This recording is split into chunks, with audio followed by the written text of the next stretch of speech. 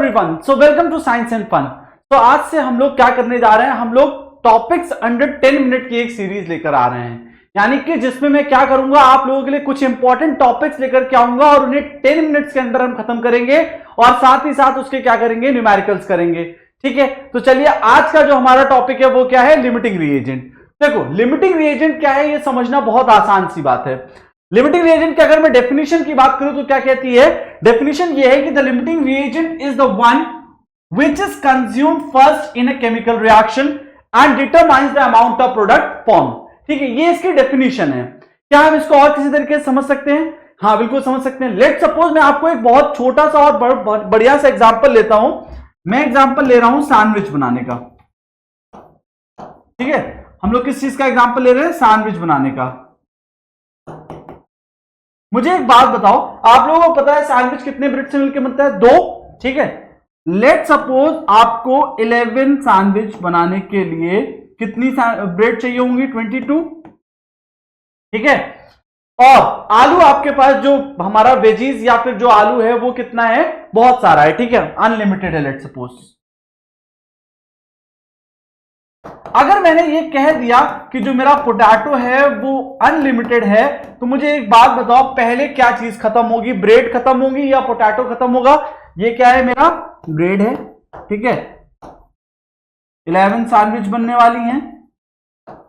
बताओ, अगर आप समझो इस बात को, अगर आपके पास अनलिमिटेड पोटैटो है और आपको सैंडविच बनानी है 11 और आपके पास सिर्फ और सिर्फ 22 ब्रेड है। ठीक है, 22 क्या है, ब्रेड है। तो मुझे बताओ, हम ये जान पाएंगे क्या कि कौन सा पहले खत्म होने वाला है? डेफिनेटली अगर ये कह दिया गया है कि पोटैटो अनलिमिटेड है, मतलब पहले कौन खत्म हो जाएगा, ब्रेड खत्म हो जाएगी। तो यहां पे लिमिटिंग रिएजेंट क्या हो जाएगा, ब्रेड। ठीक है, तो ब्रेड क्या हो जाएगा मेरा, LR, जिसे हम लोग लिमिटिंग रिएजेंट भी बोलते हैं। यही डेफिनेशन में बोला गया है कि जो चीज पहले कंज्यूम हो जाएगी या पहले खत्म हो जाएगी उसे हम क्या बोल देंगे, लिमिटिंग रिएजेंट बोल देंगे। ठीक है, एक ये बहुत सिंपल सा एग्जांपल है ब्रेड और सैंडविच का। डेफिनेटली अगर आपका पोटैटो अनलिमिटेड है और ब्रेड लिमिटेड है, मान लीजिए 11 सैंडविच बनाई थी तो टोटल कितनी ब्रेड लगेंगी, 22, वो खत्म हो जाएंगी। तो जो चीज पहले खत्म हो रही है वो मेरा क्या हो जाएगा, लिमिटिंग रिएजेंट हो जाएगा। ठीक है, अब इसे केमिस्ट्री की टर्म्स में समझते हैं।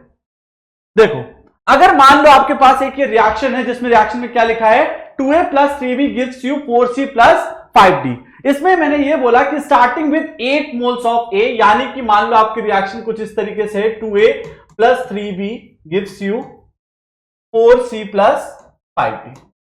ठीक है, हमने क्या बोल रखा है आपको, हमने बोला है स्टार्टिंग विद 8 मोल, यानी इनिशियली इसके मोल्स कितने हैं, A के 8 है और B के कितने हैं, 6 हैं।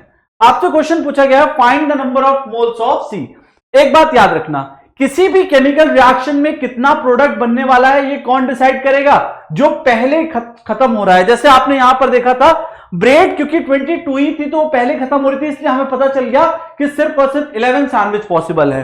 यानी कि जो चीज पहले खत्म हो जाएगी वो डिसाइड करेगी कि रिएक्शन में प्रोडक्ट कितना बनना है। इसका मतलब आपका लिमिटिंग रिएजेंट होगा जो मुझे डिसाइड करके देगा कि प्रोडक्ट कितना बनना है। ठीक है, अब देखो लिमिटिंग रिएजेंट डिसाइड करेगा कि प्रोडक्ट कितना बनना है।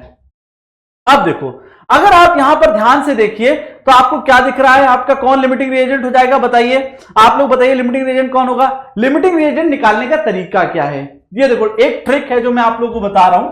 ये एक ट्रिक है, आपके जितने भी नंबर ऑफ मोल्स दे रखे हों, ठीक है, जैसे यहां पर नंबर ऑफ मोल्स क्या है, 8 है, डिवाइडेड बाई स्टोइचियोमेट्री उसकी, यहां number of moles divided by stoichiometry 3। तो आप देखिए अगर इसको आप डिवाइड करते हैं तो यहां पर जो नंबर आ रहा है वो 4 आ रहा है और इधर कितना आ रहा है, 2 आ रहा है। तो बताओ पहले कौन खत्म हो रहा है, पहले मेरा B खत्म हो रहा। अगर मेरा B पहले खत्म हो रहा है तो लिमिटिंग रिएजेंट क्या हो जाएगा, B हो जाएगा। ठीक है, तो B लिमिटिंग रिएजेंट हो गया। अब लिमिटिंग रिएजेंट डिसाइड करेगा कि नंबर ऑफ मोल्स कितने बनेंगे C के, तो वो कैसे देखेंगे, ये चीज मैं अभी आपको आने वाले एक और क्वेश्चन में बताऊंगा। फिलहाल के लिए ये बताओ यहां पर लिमिटिंग रिएजेंट क्या रहेगा, एक लिमिटिंग रिएजेंट B हो गया, और अगर एक्सेस रिएजेंट पूछ लिया जाता है तो वो क्या हो जाएगा, मेरा A हो जाएगा। ठीक है, इस तरीके से बताओ क्या ये बात क्लियर है, बोलो क्या ये बात क्लियर है। ठीक है, यही यहां पर लिखा है B is the limiting reagent. ठीक है, और यहां पर आपका A जो है वो क्या है, एक्सेस रिएजेंट हो जाएगा। ठीक है, चलिए आगे चलते हैं। अभी आप लोगों को बताऊंगा कि C के मोल्स कैसे निकालने हैं। देखो निकालने के 2 तरीके हैं, एक होता है यूनिटरी मेथड और दूसरा होता है एक ट्रिक वाला मेथड। तो मैं आप लोगों को ट्रिक वाला मेथड यहां पर बता दूंगा।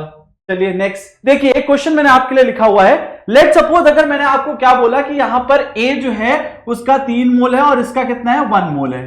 ठीक है, आपका यहां पर मैंने बोला कि ए का कितना मोल है 3 मोल्स है और बी का कितना है 1 मोल है। बताइए इस क्वेश्चन में आपको ट्रिक लगाने की जरूरत अगर पड़ेगी तो आप लगा पाएंगे, बिल्कुल लगा पाएंगे। 3 divided by stoichiometry, 1 divided by stoichiometry, तो यहां पर जो वैल्यू आ रही है वो 3 आ रही है और यहां पर जो वैल्यू आ रही है वो कितनी आ रही है 1 आ रही है।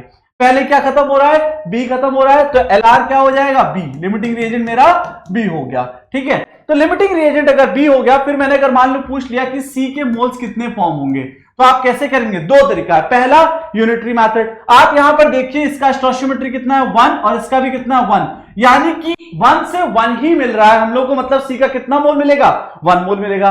दूसरा तरीका क्या है, आप ऐसे निकाल सकते हैं number of moles of B. ठीक है, ये सब में लगेगा आपका, पिछला वाला क्वेश्चन भी इसी तरीके से होगा, divided by stoichiometry equals to number of moles of सी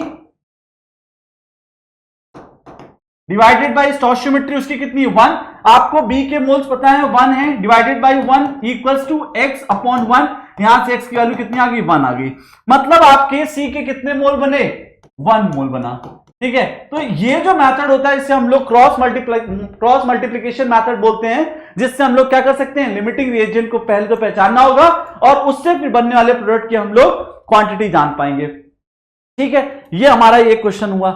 तो इस तरीके से हम लोग पिछले वाले क्वेश्चन में भी कर सकते थे। आप सेम तरीके से लगाइए क्वेश्चन और आप नंबर ऑफ मोल्स ऑफ सी बता दीजिए।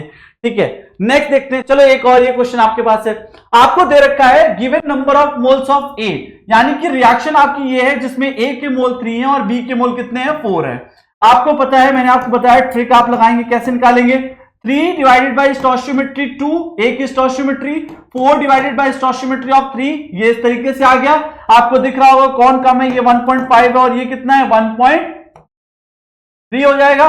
ठीक है, तो पहले कौन सा खत्म हो रहा होगा, जो कम होगा वो पहले खत्म हो जाएगा, यानी कि बी क्या हो जाएगा, लिमिटिंग रिएजेंट हो जाएगा। जब मेरा बी लिमिटिंग रिएजेंट हो जाएगा और आपसे क्वेश्चन में आंसर क्या पूछा हुआ है, calculate the number of moles of C, मतलब आपको सी निकालना है। आपने जब एलआर पता चल गया है आपको, तो मैंने आपको क्या बताया, लिमिटिंग रिएजेंट ही केमिकल रिएक्शन के फेट को डिसाइड करेगा, मतलब वही डिसाइड करेगा कि कौन सा प्रोडक्ट कितना बनना है। ठीक है, अब देखो यहां पर क्या होगा, क्रॉस मल्टीप्लिकेशन अगेन हम लोग आएंगे, number of moles of B divided by stoichiometry. ठीक है, 3 stoichiometry equals to number of moles of C divided by stoichiometry 4। यहां पर आपका बी का कितना मोल दे रखा था, इनिशियली आपको 4 मोल दे रखा था, 4 डिवाइडेड बाय 3 x अपॉन 4। इस तरीके से आप यहां से सी का मोल निकाल लेंगे। बताइए क्या ये क्लियर है? ठीक है, क्या ये क्लियर है? इस तरीके से आप किसी भी क्वेश्चन में आप इस तरीके से हमारा मोल निकाल सकते हैं। एक क्वेश्चन और पूछा जाता है, वो क्या है, क्वेश्चन ये है कि आपसे मोल ना पूछ करके मास पूछ लेगा सी का, तो आप क्या करोगे, एज्यूम करो ये कोई केमिकल रिएक्शन है, तो आपको पता है मोल क्या होता है, मोल बराबर कितना होता है, मास अपॉन मोलर मास होता है। तो जब आपको मोल पता चल जाएंगे, आपके पास सी जो कंपाउंड होगा उसका मोलर मास पता होगा, तो क्या आप उसका मास नहीं निकाल पाओगे? बिल्कुल निकाल लोगे। मास क्या हो जाएगा, mass equals to mole into molar mass हो जाएगा। तो इस तरीके से हम लोग एक और क्वेश्चन पे पहुंच गए। ये इस तरीके से ही क्वेश्चन पूछे जाते हैं। कई लोगों के मन में सवाल आएगा कि और किस तरीके से कर सकते हैं, भाई इसको आप यूनिटरी मेथड से भी कर सकते हो कि अगर आपको 3 मोल ऑफ बी से 4 मोल मिल रहा है तो फिर 1 से कितना मिलेगा और फिर यहां पर जितना है उससे कितना मिलने वाला है। ठीक है, यानी यूनिटरी मेथड से भी आप इसको निकाल सकते हो और इस मेथड से भी निकाल सकते हो। बताइए क्या ये क्लियर है? अब देखो, एक तो ये हो गया जब मास पूछ ले, एक और तरीका है जो पूछा जा सकता है, क्या पूछ सकता है, वॉल्यूम पूछ ले। तो आपको वॉल्यूम पता होगा क्या होता था, मोल इंटू 22.4 है ना। यहां से आप क्या निकाल सकते हैं, वॉल्यूम भी निकाल पाएंगे। और वॉल्यूम निकाल करके, क्योंकि आप मोल पहले निकाल लेंगे तो आप वॉल्यूम निकालना आपके लिए आसान हो जाएगा। बताइए क्या ये क्लियर है?